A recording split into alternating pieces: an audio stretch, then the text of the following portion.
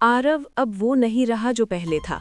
आईने में जो चेहरा देखता था वो धीरे धीरे बदल रहा था। आंखों के किनारे काले हो रहे थे, पुतलियां थोड़ी फैल रही थीं। और सबसे डरावनी बात, जब वो खुद से बात करता तो कभी कभी जवाब किसी और की आवाज में आता। सोमवार का दिन, कॉलेज। मायरा अब हर जगह आरव के साथ चिपकी रहती।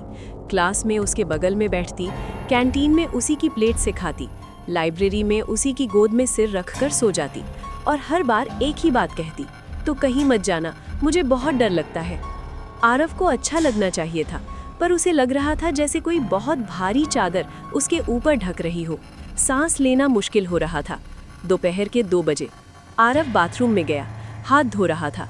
तभी आईने में उसने देखा उसकी परछाई हिल रही थी, पर वो खुद स्थिर खड़ा था। परछाई ने धीरे से मुस्कुराया और होंठ हिलाए बिना आवाज आई, अब तू मेरा है, हमेशा। आरव पीछे हटा, पीठ दीवार से टकराई। दिल की धड़कन इतनी तेज कि सीने में दर्द होने लगा। फिर शाम को घर लौटा। माँ ने पूछा, बेटा आजकल तो इतना चुप चुप क्यों रहता है? और वो लड़की मायरा, वो रात को भी आती रहती है क्या? आरव ने झूठ बोला, नहीं माँ, बस दोस्त है। पर रात 11 बजे के बाद दरवाजे पर दस्तक हुई। मायरा फिर से। बारिश नहीं थी आज, फिर भी उसके बाल गीले थे, जैसे वो किसी पानी के अंदर से निकल कर आई हो। आरव सो रहा था। उसकी आवाज में मिठास थी, पर आंखों में कुछ और, कुछ बहुत पुराना, कुछ बहुत भूखा। आरव ने दरवाजा खोला। मायरा अंदर आई, सीधे उसके कमरे में बिस्तर पर बैठ गई और बोली, आज रात तुझे कुछ दिखाना है। उसने अपनी जेब से एक पुरानी तस्वीर निकाली, काली सफेद, बहुत पुरानी। उसमें एक औरत थी, सफेद साड़ी में, सिर पर घूंघट, चेहरे पर वही झुर्रियां, वही बूढ़ी औरत जो मंदिर में मिली थी। ये कौन है? आरव की आवाज कांप रही थी। मायरा मुस्कुराई, ये मैं हूँ, बहुत पहले, जब मैं इंसान थी। आरव को लगा कमरा घूम रहा है। तू क्या कह रही है? सुन, मेरा नाम था कमला। 80 साल पहले इसी शहर में रहती थी। मुझे एक लड़का बहुत पसंद था, पर वो किसी और से शादी कर गया।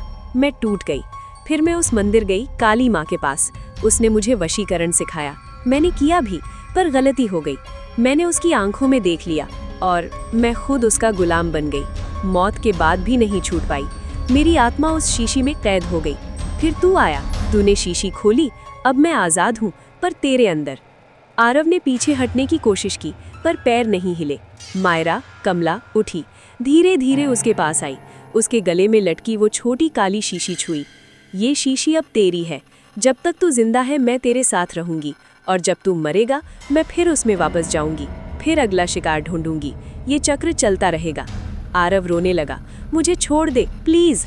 नहीं छोड़ सकती। उसकी आवाज अब पूरी तरह बूढ़ी औरत वाली हो चुकी थी। तूने खुद चुना था, अब पीछे नहीं हट सकते। तभी कमरे की लाइट फ्लिकर करने लगी, पंखा रुक गया, ठंडी हवा चली और मायरा कमला धीरे धीरे बदलने लगी। उसके बाल सफेद हो गए, चमड़ी पर झुर्रियां उभर आई, आंखें पूरी काली। वो बूढ़ी औरत बन चुकी थी पूरी तरह। अब तुम मेरी तरह बनेगा, उसने कहा धीरे धीरे। पहले आंखें, फिर आवाज, फिर चेहरा और आखिर में आत्मा। आरव चीखा, पर आवाज नहीं निकली, गला जैसे बंद हो गया हो। अगली सुबह आरव की माँ ने कमरे का दरवाजा खोला। आरव बिस्तर पर पड़ा था, आंखें खुली पर पुतलियां काली, चेहरा पीला, गले में वो शीशी। माँ चीखी, पड़ोसी आए, डॉक्टर बुलाया गया। डॉक्टर बोला, कोई बीमारी नहीं लग रही, पर यह बच्चा जैसे किसी और ने इसका शरीर ले लिया हो। आरव बोल नहीं पा रहा था, बस एक ही बात दोहरा रहा था, बहुत धीमी आवाज में, वापस मत लेना, वापस मत लेना। दिन बीतते गए। आरव कॉलेज नहीं गया, घर में बंद रहने लगा। मायरा अब नहीं आती थी, क्योंकि अब उसे आने की जरूरत नहीं थी। वो आरव के अंदर थी। एक रात आरव ने खुद को आईने के सामने खड़ा किया। उसने देखा, उसका चेहरा अब आधा उसका था, आधा बूढ़ी औरत का। एक तरफ युवा चेहरा, दूसरी तरफ झुर्रियां। एक आंख सामान्य, दूसरी पूरी काली। उसने शीशी को गले से निकाला, उसे जमीन पर पटकने की कोशिश की, पर शीशी नहीं टूटी, बल्कि वो और ज्यादा चमकने लगी। तभी उसके दिमाग में आवाज आई, टूटेगी नहीं, क्योंकि अब ये तू है और तू ये है। आरव ने फैसला किया, अगर वो बचना चाहता है तो एक ही रास्ता है, वो मंदिर जाना, उस बूढ़ी औरत के मूल स्थान पर। शायद वहाँ कोई उपाय हो। रात के 2 बजे बारिश फिर शुरू हो गई।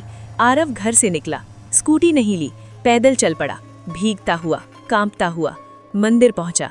दरवाजा खुला था। अंदर वही पुराना माहौल, वही काले दिए, पर संदूक नहीं था।